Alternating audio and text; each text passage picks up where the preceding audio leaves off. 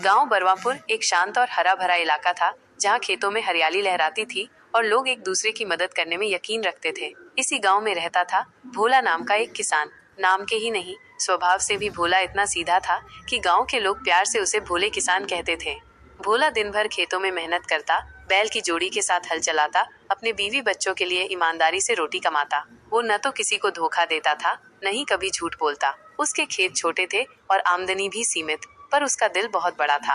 अगर कोई भी गांव का आदमी मुसीबत में होता तो सबसे पहले भोला ही उसकी मदद को आगे आता। एक बार की बात है, गांव में कई दिनों से बारिश नहीं हुई थी। खेत सूखने लगे थे और फसलें मुरझा रही थीं। किसान परेशान थे, पर भोला को भगवान पर पूरा भरोसा था। उसने कहा, भगवान हमारे साथ हैं, मेहनत करते रहो, बारिश जरूर होगी। कुछ किसान उसकी बातों का मजाक उड़ाते थे, कहते, भोला तेरी बातों से पेट नहीं भरता, हमें तो पानी चाहिए। भोला हर दिन खेत पर जाकर खुद ही पानी का इंतजाम करता। वो कुएं से बाल्टी बाल्टी पानी निकालता और फसलों में डालता। ये देखकर गांव के कुछ लोग बोले, अरे भाई, अकेले क्या क्या करेगा, तेरा क्या फायदा होगा इससे। पर भोला ने कहा, अगर एक पौधा भी बचा लूंगा तो वही मेरे लिए बहुत है। इसी बीच एक शहर का व्यापारी गांव आया। उसने किसानों से कहा कि वो उनकी सूखी जमीन खरीदना चाहता है, क्योंकि शहर में एक फैक्ट्री लगानी है। कई किसानों ने अपनी जमीन बेच दी, लेकिन भोला ने मना कर दिया। उसने कहा, ये जमीन मेरे बाप दादा की है, चाहे जितनी भी मुसीबत आए, मैं इसे नहीं बेचूंगा। व्यापारी को गुस्सा आया और उसने भोला को डराने धमकाने की कोशिश की, पर भोला डरा नहीं। उसने कहा, ईमान और मेहनत को कोई नहीं हरा सकता। यह सुनकर गांव के कुछ लोग भी प्रभावित हुए और उन्होंने भी जमीन बेचना टाल दिया। कुछ दिनों बाद अचानक काले बादल छाए और जोरदार बारिश हुई। खेतों में हरियाली लौट आई।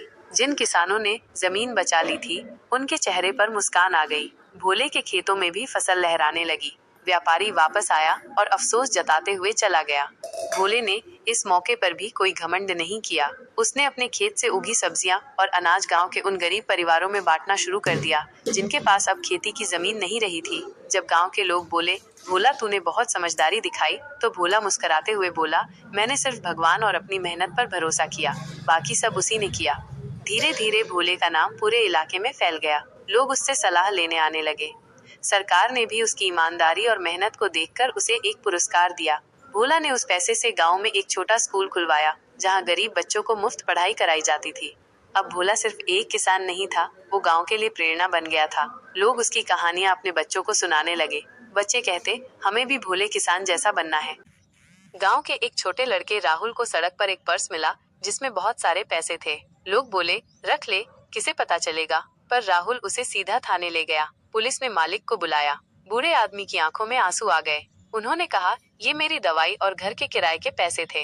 बेटा, तूने मेरी जिंदगी बचा ली। गांव वालों ने राहुल की ईमानदारी की सराहना की। स्कूल में उसे इनाम भी मिला। उस दिन राहुल ने सीखा, सच्चाई कभी हारती नहीं। एक छोटा नेक काम भी दुनिया बदल सकता है।